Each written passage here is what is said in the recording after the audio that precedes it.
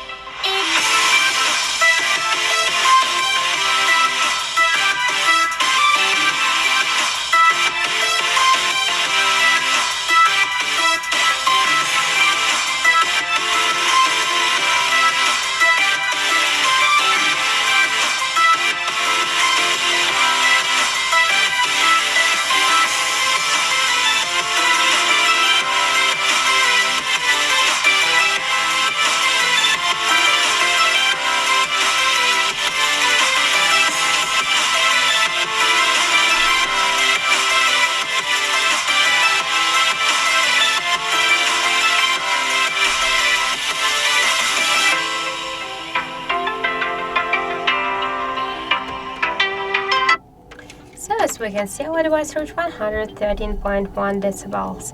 That's it. Thank you for watching, and if you find this video helpful, don't forget to leave a like, comment and to subscribe our channel.